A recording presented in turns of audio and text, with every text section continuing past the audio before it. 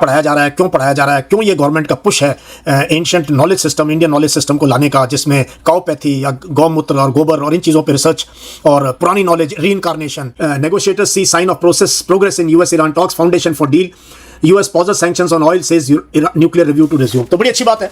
सबसे पहले तो ईरान के लिए 60 डेज वेवर, जी हाँ 60 दिन का वेवर दे दिया अमेरिका ने। तेल ले लो, ईरान का तेल ले लो, तो ईरान अब तेल बेचेगा। Iran as emerge stronger, Iran से कोई बात नहीं कर रहा था 28 फरवरी तक। It was axis of evil में काउंट होता था, है ना। एवरीबडी, हमारा मीडिया भी लपेटता था ईरान में ये हो रहा है, ईरान में ये हो रहा है। ये तो हमने आंखें खोली लोगों की ईरान के बारे में। Pakistan was nowhere in the scene, Pakistan was nowhere in the scene. और सडनली क्या हो गया, ये सडनली क्या हुआ कि लड़ाई शुरू हुई and then Iran has emerge stronger, more ferocious, more dangerous and stronger government, जिसको तोड़ना चाहते थे। Pakistan which was nowhere in the scene in the entire Gulf crisis में, that has emerged as the lead negotiator and US is leaning on the Pakistani shoulder and Pakistan is providing that shoulder to them. ठीक है, तो यही तो just see how quickly the events have changed, how quickly कैसे पानी बह गया ना, पता नहीं चल रहा स्टेट ऑफ हॉर्मोज के थ्रू। सो ये बड़ा सरप्राइजिंग है। जो है चलते हैं हम सीधा ईरान और इसके ऊपर। तो न्यूयॉर्क टाइम्स मेरे पास है, इन्होंने कवर किया फ्रंट पेज पे इस न्यूज़ को थोड़ा सा कि नेगोशिएटर्स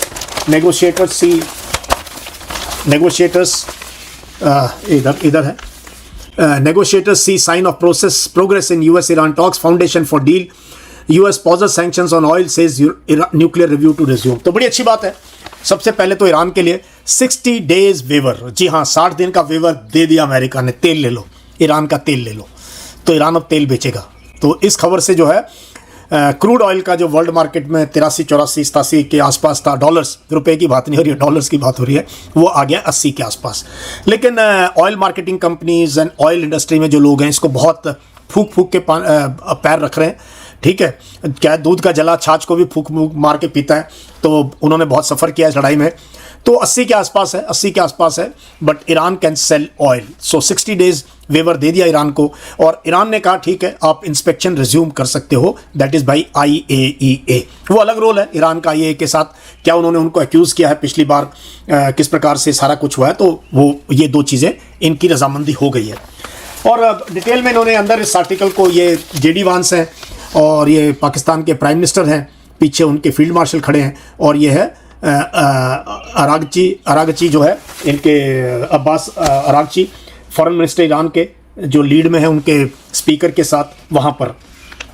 तो दो चीज़ों पे सेटलमेंट है।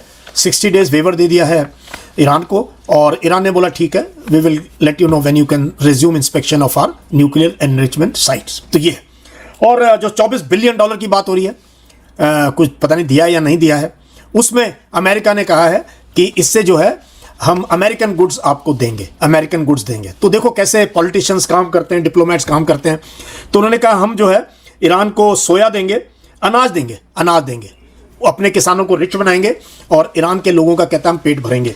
तो काफ़ी कुछ हो सकता है। ईरान पता नहीं एक्सेप्ट करेगा नहीं करेगा, अमेरिका के दाने ईरान में जाएंगे, और कब होगा ये मुझे पता नहीं है। बट ये भी एक प्रपोजल है कि तेहरान में जो फूड या ग्रेन की क्राइसिस को अमेरिकन फार्मर से खरीदा जाएगा, अमेरिका पैसे देगा, तो विन विन सिचुएशन होगी अमेरिका के लिए, अपने किसानों को पैसे देंगे। और ये जो है इसमें कॉटन, कॉर्न है, इसमें सोया है, ये चीज़ें जो है ये बातचीत हो रही है, अभी इसका क्लियर नहीं है। तो first round of US Iran talks end with high hopes and big challenges, जो कि हमारी हेडलाइन भी थी।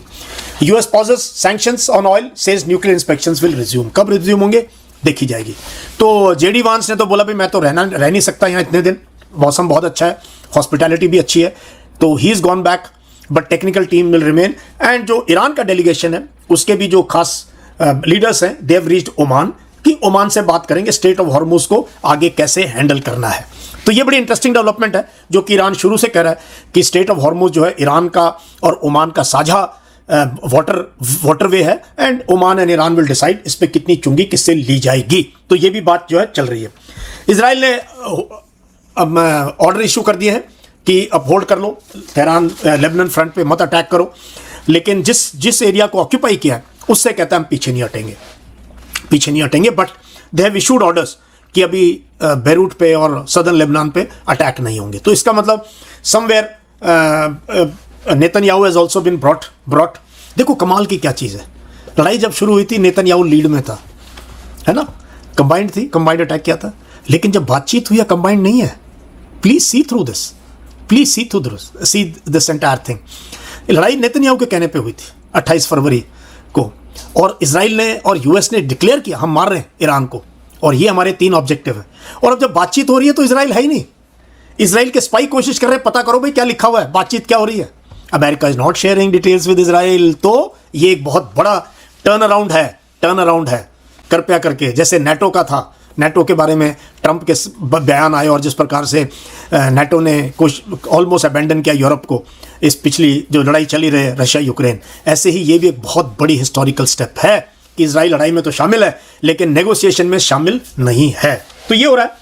और इससे पहले मैं अपनी एनालिसिस दूं, ये संडे का अखबार था न्यूयॉर्क टाइम्स, और ये क्या कहता है, what was the war in Iran for, कि ईरान में लड़ाई क्यों है, ये अमेरिका का झंडा जल रहा है भाई। ये देखो, दूर से देख लो, ये है अखबार, ओपिनियन पीस है, और इसमें क्या क्या लिखा है ये देख लो, इंटरेस्टिंग। ये होता है फ्री प्रेस का कमाल। The president made a terrible mistake starting this conflict, Iran has emerged stronger and more dangerous, we squandered billions of dollars and too many lives, JD wants different ceasefire agreement।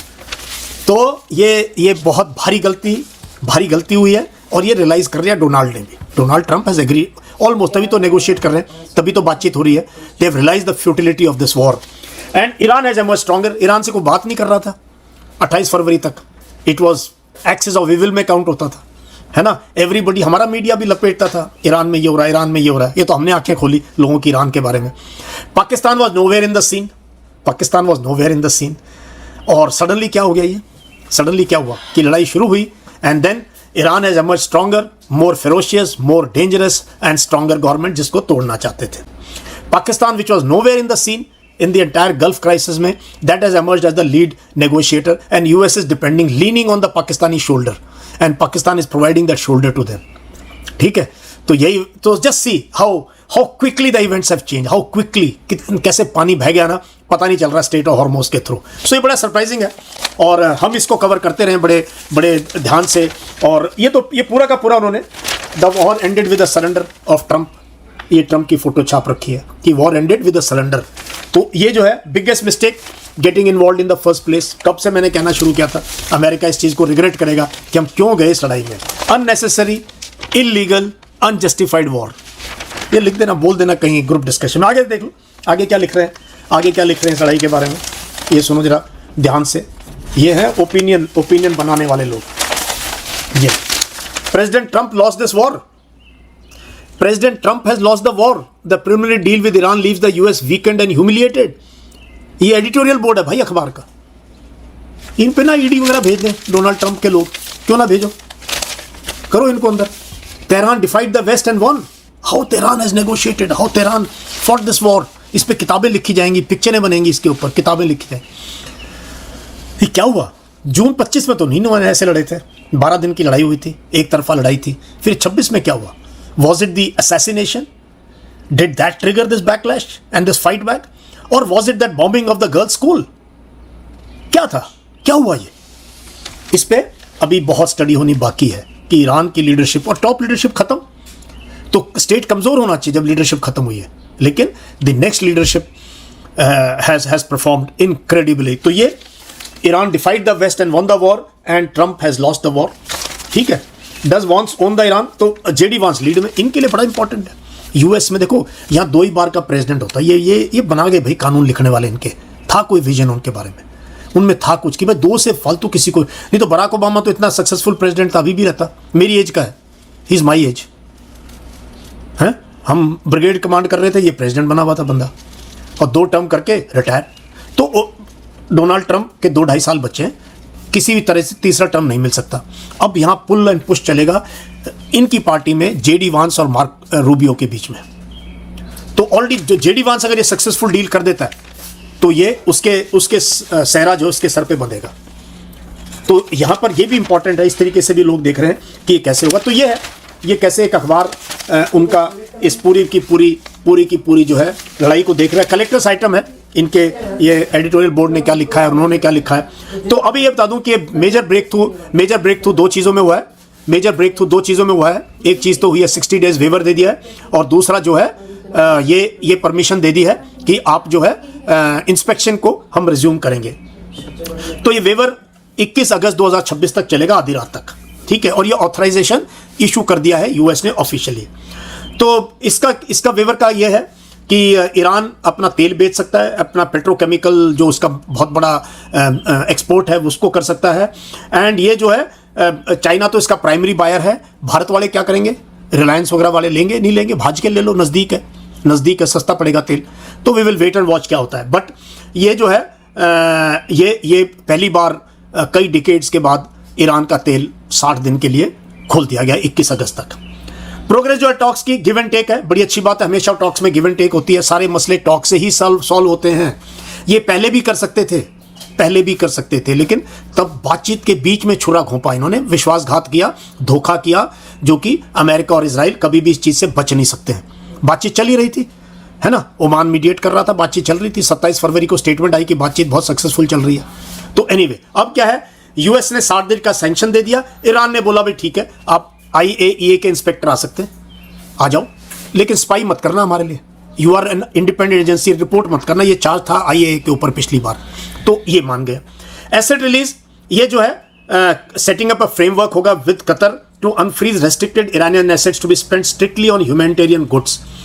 तो ये जो है release होंगे assets, और इस पे कह रहे ह्यूमैनिटेरियन गुड्स की, अनाज दे सकते हो, खाने पीने की चीजें दे सकते हो, दवाइयां दे सकते हो। America is looking for windfall gain in this, कि हमारा सामान बेच देंगे। यूएस एग्रीकल्चर प्रोडक्ट्स बहुत ये खेती बहुत ज़्यादा करते हैं, बहुत ज़्यादा पैदा करते हैं, ये सरप्लस पैदा करते हैं अमेरिका के फार्मर्स। और यहाँ पर भी किसान की हालत ज़्यादा अच्छी नहीं है, यहाँ बड़े किसान बहुत रिच, मैं कल परसों रूरल एरिया घूम के आया हूँ इनका।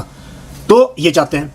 और ईरान ने क्या किया है इसके बदले में, इसके एवज में ईरान ने क्या दिया है, ईरान ने बोला भी हम जो है स्टेट ऑफ हॉर्मुज को अभी फ्री है, सारी शिप्स क्रॉस कर सकती हैं हमारे को बताने के बाद, और हम ओमान से बात करेंगे आगे क्या है। And there will be a maritime hotline with the US, maritime hotline, कि कोई तकलीफ है फ़ोन कर लो, मिसाइल मत भेजना, है ना, कितना आसान है, बातचीत करके कर सकते हैं सॉल्व। तो ये है। तो करंट फिक्शन पॉइंट अब है कि ये जो इंस्पेक्टर जाएंगे इनका क्या मैंडेट होगा, कितने अंदर तक जाने देंगे, किसकी परमिशन से, या सीधा जहाज लेके पहुंच जाओगे गेट के गेट खोलो, या पहले ईरान से पूछोगे, हफ्ता पहले नोटिस दोगे, क्या होगा। That is now part of the technical committee will be working. और तो ये अभी डिस्कस हो रहा होगा, करंट फ्रिक्शन पॉइंट्स एंड ये हर्डल्स हैं जो कि नज़र आ रहे हैं। और रीजनल इंस्टेबिलिटी है हिजबुल्लाह को लेके और लेबनान को लेके, तो उसमें भी ईरान लेबनान गवर्नमेंट के साथ बातचीत कर रहा है, यूएस इजराइल लेबनान गवर्नमेंट के साथ बातचीत कर रहे हैं। तो ये जो है, और हिजबुल्लाह को रेन इन कर सकता है ईरान। तो वहाँ ईरान का रोल है कि लेबनान की गवर्नमेंट से बात करो और हिजबुल्लाह से भी बात करो। तो ये जो है, ये अब थोड़ा सा नेतन्याहू काबू में आ जाए और थोड़ा सा हिजबुल्लाह को बोले यार अब तुम भी रहने दो, अगर इजराइल नहीं अटैक करता तो we will wait and watch. तो टेक्निकल एक्सपर्टीज अभी रहेंगे। ये कतर का खरीदा हुआ हिल स्टेशन है, उनका होटल है, उनका कॉन्फ्रेंस रूम वगैरह है, तो पूरी हॉस्पिटैलिटी होती है। तो टेक्निकल टीमें वहीं रहेंगी, ठीक है, दोनों देशों की। ओनली पीपल वो gone is the top leadership अपने अपने काम पे। अब जो है इसका डायरेक्ट इम्पैक्ट है हमारे ऑयल ट्रेड के ऊपर। तो खुशी की बात है, ये जैसे ही सैंक्शन हटे हैं 60 दिन के लिए, जो है तेल क्रूड आ गया है $80 से नीचे पर बैरल, जो कि 115-120 तक पहुंच गया था, 100 उतना पहुंच गया तो $80 पे आ गया है। लड़ाई से पहले 60-65 के आसपास था, तो अभी भी स्कोप है। बट वो क्या है, ऑयल कंपनीज, इंश्योरेंस कंपनीज और शिपिंग इंडस्ट्री, ये सब जो है, और वो देखेंगे। तो ये जो है इसमें ज़बरदस्त खरीदारी होगी, तो तेल का हो गया। और reopening of straight of Hormuz, ये भी ओपन कर दिया गया है। इसमें MOU में है कि टोल फ्री अनहिंडर्ड दिया जाएगा कॉमर्शियल वेसल्स को, शिप नहीं आएंगी। कई अमेरिका वाले सोचे चलो रेकी कर लें, भाई जाओ जरा हॉर्मुज देख के आओ कैसा है by navy, that will not be allowed. तो super tankers have started moving, जो बड़े बड़े टैंकर्स हैं, मिलियंस ऑफ बैरल कैरी करते हैं, वो धीरे धीरे अब जो है चलना शुरू हो गए हैं ऊपर और नीचे, but it will take time before this entire thing is. तो अब ग्लोबल जो ऑयल बायर्स हैं वो भी अभी रीअलाइनमेंट करेंगे, किस प्रकार से कौन खरीद सकता है, कौन नहीं खरीद सकता है। और मेजर एशिया में उम्मीद है कि ज़्यादा खरीदारी होगी, खासतौर पे भारत और चाइना ने $11.5 मिलियन पर डे से 8.5 के आसपास लेके आ गए थे, और उसने अपने स्ट्रेटेजिक रिजर्व्स को यूज़ किया इस दौरान, लड़ाई के दौरान। तो वो सबसे पहले चाइना खूब तेल खरीदेगा, अपने स्ट्रेटेजिक रिजर्व्स को बिल्ड करेगा, ठीक है। और हो सकता है और भी बना लिए उसने स्ट्रेटजिक रिजर्व्स, और भारत को भी बहुत जरूरत, हमने भी अपने स्ट्रेटजिक रिजर्व से काफ़ी तेल यूज़ किया होगा, हम भी उसको पूरा करेंगे। तो ये है। लेकिन मार्केट्स ने बोला है कि भाई ये कभी भी स्नैप बैक हो सकती है डील, कभी भी इतना क्लियर हुआ नहीं है। चलो बातचीत हो, आमने सामने नहीं बैठे हैं, कट्ठे चाय नहीं पिए, कट्ठे रोटी नहीं खाई कि चलो जी बर्गर खा रहे हैं बैठ के कट्ठे, वो नहीं हुआ है, अलग अलग कमरों में बातचीत हो रही है। लेकिन the good thing is that there is positive atmosphere and the delegations have said this.